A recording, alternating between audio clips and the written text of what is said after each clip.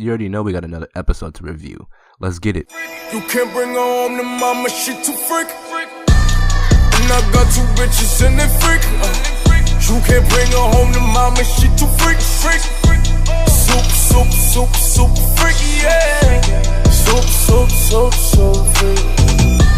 She just taught me down, that shit was deep.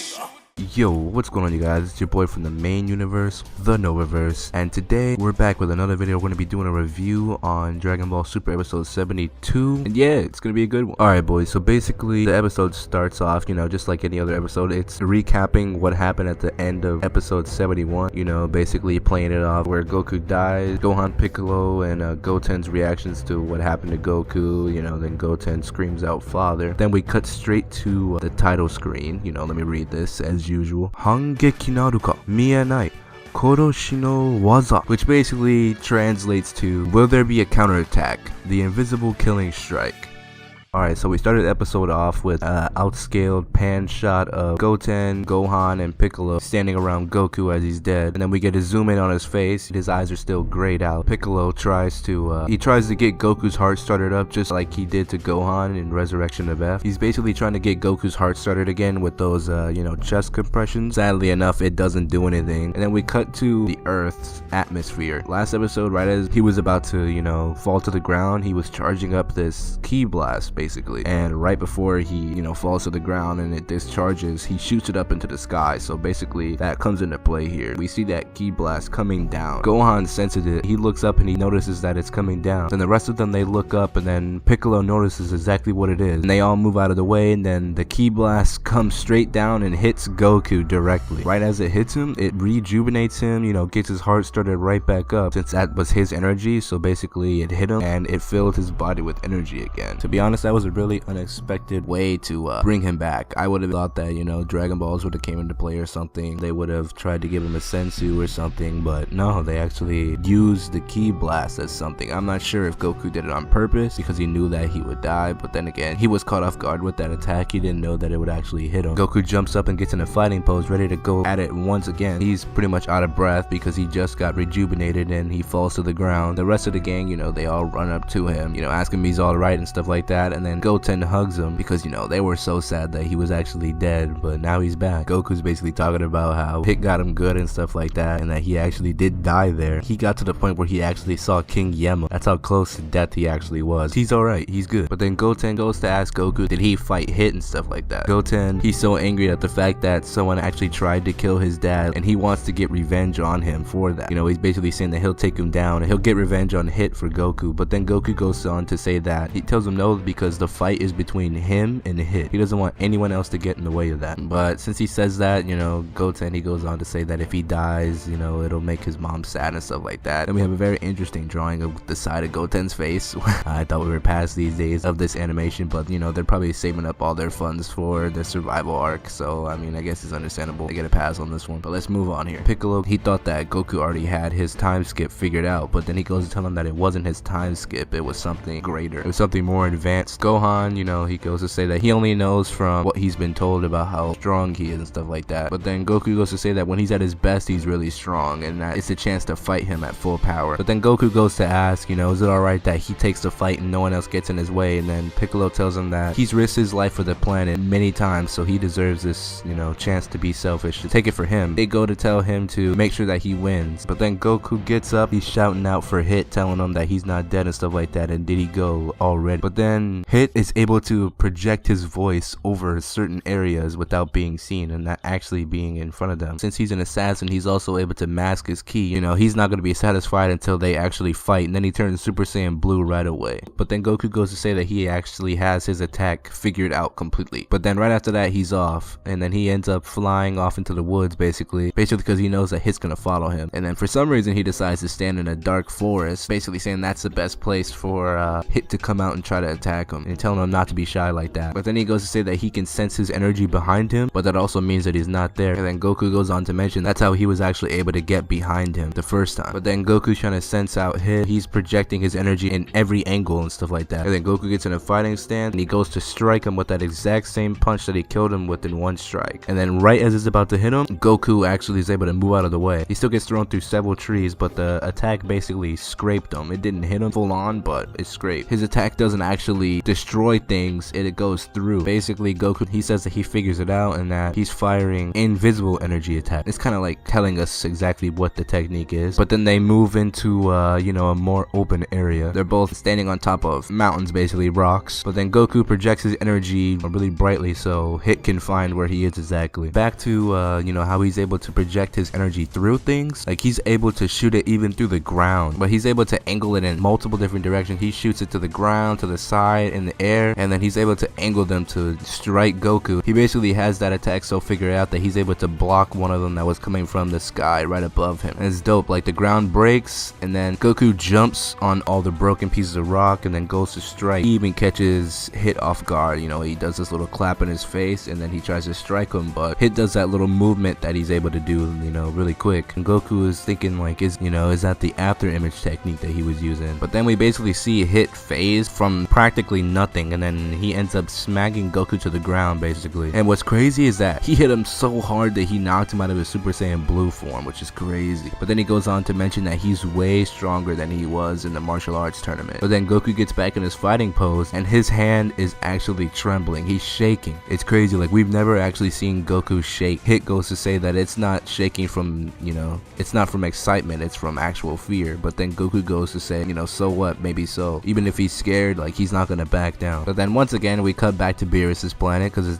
you know, this just seems to be a routine these days. Vegeta is still training with Whis, but then we cut back to Goku and Hit. And then Goku powers back up to his Super Saiyan Blue and goes right after him. But then once again he uses that technique where he goes through him and he can't actually hit him. Basically he says he doesn't do anything when he attacks, he just stands there, but then he uses that super speed motion again and he knees Goku right in the stomach. But then Goku goes to mention that it's like there's two of them, and while he's thinking that, Hit uses that speed technique once again and kicks him right into the side of the mountain. But then out of nowhere, it just happens to pop up, and out of nowhere, guess who just happens to be there watching the fight? It just happens to be Champa and Vados. They're just sitting there watching the fight. And he's basically, you know, he's surprised that Goku's even still alive. And then Champa goes to mention that Hit's at his best, basically, and he can't even take out Goku, which goes to show that how much stronger they must have gotten. They both had to be at least 10 times stronger. Goku's not even facing him with his Kaioken technique, so it's crazy. Then Vados asks, you know, Champa why he thinks that it's called a time skip. Champa, he says that it's because he's stopping time. Vados goes to tell him that he's to be like he's actually skipping time. He's not actually stopping time and moving freely to do what he needs to do. He's actually skipping around in time. He basically has his own time space. So basically, considering that from our point of view, you know, from Goku's point of view, he's basically just standing there and not actually moving. But in reality, what I'm thinking is that while he seems to be, you know, in, you know, what is this? What's the term? He's basically seems like you're phasing through him when you swing at him. He's basically not even standing there, and that's basically just a false image of where he was, basically. And while Hit's moving around, he swings at Goku, and then Goku swings right back and gets a nick. Like he nicks his face. He basically scratches his face and stuff like that. And then Hit goes to mention that, you know, against Goku, he's not surprised that he's actually able to land a hit on him. And then Vados goes to mention that watching this battle between the two of them seems like, you know, just like the Universe 6, Universe 7 tournament. It's like watching it all over again. And then Champa goes to mention that he'll be a serious threat in the next tournament that, you know, Zeno is holding and stuff like that, you know, in the Universe Survival arc that we're about to get. But then they also give us some juice. They give us some little dirt here. Champa casually goes to say it's a good thing that Vados was the one who hired Hit to attack Goku, basically, was the one to kill Goku. But then Vados goes to tell him that she only hired him by proxy. Basically, she hired him for someone else. She says the real client is someone else, basically. You guys probably already know who it is at this point, but, you know, let's move on here. It's still going to be pretty revealing once it actually, you know, once they actually tell who it was. When he's actually moving around in his time space while he's standing there, and it looks as if he's standing there, and then Goku mentions that he's actually somewhere else while he's being attacked. Hit basically tells him that's exactly it. That's what his technique is, basically. He's moving around while he's being attacked. He's dodging the attacks. And then Goku goes to say that he can't actually attack, while he's being, he can't attack from any other direction, basically. That's why he has to come back to that exact spot that he was actually standing in to attack. But then Hit reassures him. He basically tells him like that's not it. He can attack even when he's not in that specific spot. And then he punches from another direction, and then all of a sudden Goku gets uppercut by the attack. But then Vados goes to say that Hit actually looks as if he's enjoying his battle with Goku right now. And then Champa goes to mention that an assassin shouldn't enjoy battle. But then Vados goes to tell him that he's not Hit the assassin. He's a martial artist. And it's actually crazy. Like the influence that Goku has on him is amazing. Like he went from this ominous character that never even spoke a word. He didn't even open up his eyes until his turn in the battle on the tournament, to this 1,000-year-old being that hasn't had the thrill of battling someone seriously in a long time. And now he's basically just completely having a conversation with Goku, and like he's actually smiling while he's battling him. It's crazy. Like the influence he has is amazing. But Goku says that he'll never let someone beat him and get away with it. And right as he's about to attack, we cut to it's like a zoom in of Beerus's mouth. Basically, since Goku said that he'll never let someone beat him and get away with it. But then like our boy Beerus is out here throwing shade, and he basically tells Goku like, you kept getting beat by me, didn't you? Goku powers down his aura, and then he looks up, and then Beerus, Whis, and Vegeta, they're all sitting there, they're basically all watching their battle as if it's a tournament. And they're all just sitting there watching them as they battle, and they're telling him to finish their battle and stuff like that. And then Goku says that they're the ones who butt in. Then they go right back to fighting. But then right as they're about to start, Goku charges up his energy massively. His energy swells up into a giant ball, and then Hit goes back into his time space. But since Goku's energy is so great, he's actually cracking Hit's time space. It's actually crazy. Then he goes to break the wall to the time space, and then Hit's trying to hold the space in place, and then Goku charges up Kamehameha and blasts right through the time space into Hit. Like he basically takes the attack head on. I'm not sure if he actually moved and then didn't hit him direct, like full on, but right after that all the smoke clears up and all that, and then Goku's in his base form, and then they're both laying on the ground like they're all right, they're both okay. Vegeta, he gets butthurt. He goes to say that Goku seems to enjoy fighting Hit more than he does fighting him. Goku tells him that's not it, because Hit's after his life and stuff, like he's trying to kill him, so basically he's gonna try his hardest to beat Hit. Then Vegeta didn't know that someone was trying to kill Goku, and then he goes to say who's out there trying to kill Goku and stuff like that.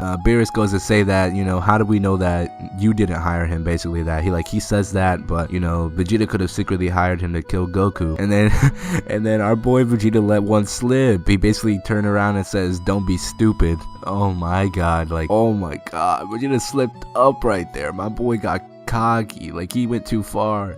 And then Beerus goes to say, he's like, who's stupid, I'll destroy you. Oh my god. And Vegeta's like, oh crap, he said, forgive me, I got carried away. He gets on the ground and then starts asking for his forgiveness and stuff like that. It's hilarious, which comes to show exactly how casual they are to each other. As you guys probably guessed, Goku was actually the one who hired Hit to kill himself, all because Goku wanted to fight him at his best. Basically, then Whis explains that Goku was the one who came to him asking Whis if he can actually contact Hit and basically get Hit to try to come after him so we could fight him at full power. Vados is actually from Universe 6. She actually was the one that he went to basically set it up where Hit would actually try to go for Goku without him actually knowing that Goku was the one who wanted it, basically, so that they would both fight at their best and not hold anything back. But then basically Hit sees how interesting of a person that Goku is, and that he admires him for that. But then Whis tells Beerus that he said that he wanted him trained and stuff like that, but then Beerus goes back at him, telling him that he told Whis to train him himself, not for this to happen. And then Hit asks him, does this mission have a time limit? He'll take his time in trying to assassinate Goku. And then he leaves. She confronts Goku directly, asking who was it, and then Goku goes to say that he doesn't know and stuff like that. And then Chi says that she bet it was Frost and stuff like that. Oh my god. And then Goku whispers to Vegeta, telling him not to tell her and stuff like that. And then they bring up he promised to feed them steak with his granny special sauce, but he forgot and he completely made it up. Like he actually doesn't have a granny with secret steak sauce. But then Hit looks off into the sunset, basically saying that let's do it again. And then the episode's over and the outro plays, and that's it. I really enjoyed this episode a lot, I'm not gonna lie. Really cool to see them fight again, because they've gotten a lot stronger since the tournament. and they were actually going at each other all out pretty much. You know, Hit was actually using his deadly techniques. He actually took Goku out at one point. He actually killed Goku. He actually sent him to the other world for a little bit, but then he was brought back by his ki blast, which is a pretty cool way to, you know, bring him back. I was expecting like the Dragon Balls or something, or like a Senzu Bean and them try to revive him with that, but that was a pretty creative way of doing it. I didn't expect that at all, really. And then that little twist at the end where it just happened to be Goku that hired Hit, like, I didn't expect that at all. That was really dope. That just, you know, that just goes to show Goku's character. He'll go to any, you know, he'll go to any type of heights to try to fight somebody that he really enjoys fighting. But yeah, that's pretty much it for the video. I'll also be doing a review on the episode 73 preview, so expect that soon. Right after this video, I'll probably be recording that right after this recording. But yeah, that's pretty much it for the video. Hope you guys enjoyed. You know, my social media will be in the description as always. You know, comment down below what you guys thought of this video. If you guys thought it was good, if you guys thought it was bad, if you guys thought it was okay, you know, let me know. I greatly appreciate that. And also, you know, show some love, drop a like on the video. You know, if you enjoyed it, I'd appreciate that as well. It's been NovaVerse, and I'm out. Peace.